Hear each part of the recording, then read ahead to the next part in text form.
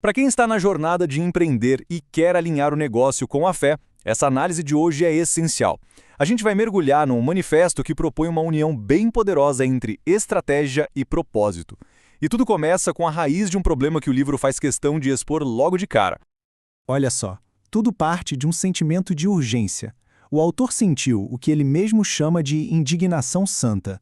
Basicamente, ele viu muitos empreendedores de fé sendo levados por caminhos, digamos, perigosos.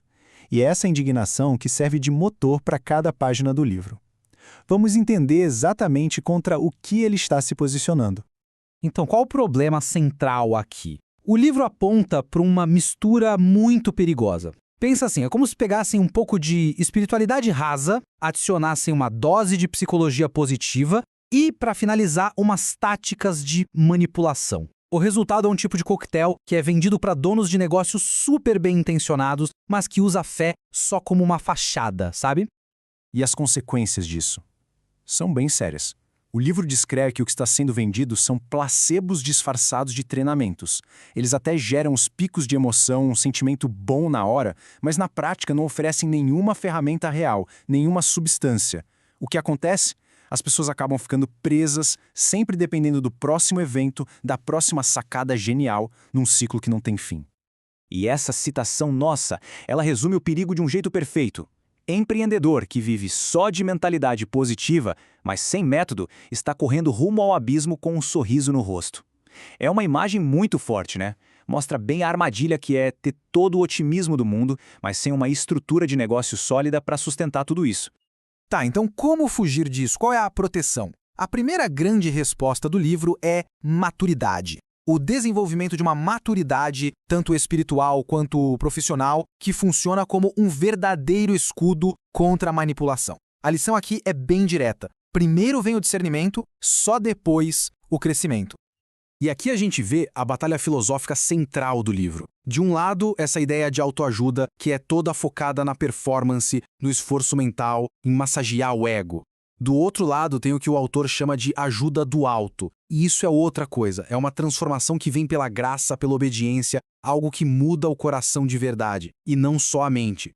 Porque, no fim das contas, uma filosofia sem estrutura está fadada ao fracasso.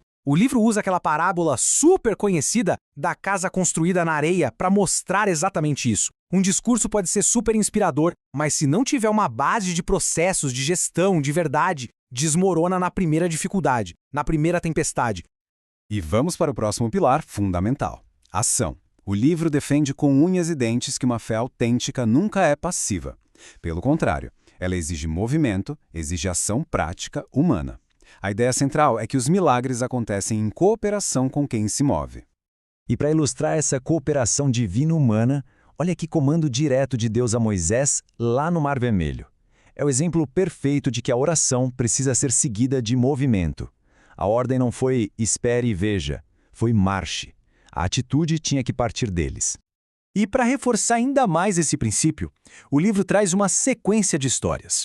A viúva que juntou as vasilhas, o menino que ofereceu os pães e peixes, a ordem para os discípulos darem de comer à multidão, o comando para remover a pedra do túmulo de Lázaro.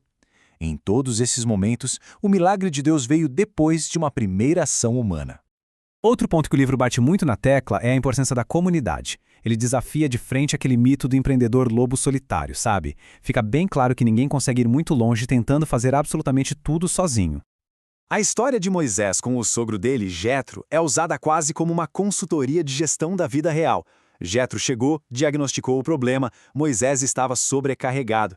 Daí ele deu os critérios para escolher a equipe, a estratégia para delegar as tarefas e o resultado esperado, um sistema organizado onde o líder pode focar no que é mais importante. Genial, né?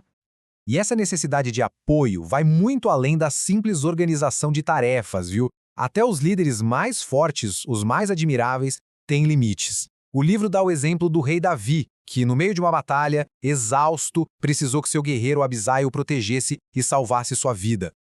Isso tudo leva a uma reflexão muito importante sobre os nossos próprios sistemas de apoio, sobre a importância de saber aceitar ajuda. A pergunta que fica no ar é: quem são as pessoas que Deus colocou ao nosso redor para nos dar cobertura quando o cansaço bate? Bom, com esses pilares de maturidade, ação e conselho bem estabelecidos, o livro sobe o nível da conversa. A gente sai um pouco das táticas e começa a focar no propósito final de todo esse trabalho. E é aqui que se revela a estratégia definitiva que ele propõe. E aqui está o ponto crucial de tudo. O objetivo final não é apenas ter um negócio de sucesso que dá lucro. A verdadeira medida de sucesso, segundo o livro, é a transformação do próprio empreendedor. Não são só os resultados da empresa. A meta, no fim de tudo, é a intimidade com o Criador. Essa declaração de Moisés a Deus é profunda. Ela ilustra o auge dessa mentalidade. É a escolha consciente da presença de Deus acima de qualquer progresso, de qualquer sucesso. É preferir ter o acompanhante da jornada ao invés de simplesmente chegar ao destino. E para fechar, fica essa pergunta provocativa que amarra toda a mensagem central do livro: o que estamos construindo e, talvez mais importante, quem estamos nos tornando durante esse processo. É um convite final para a gente refletir sobre a nossa própria jornada e sobre quais são as nossas verdadeiras motivações.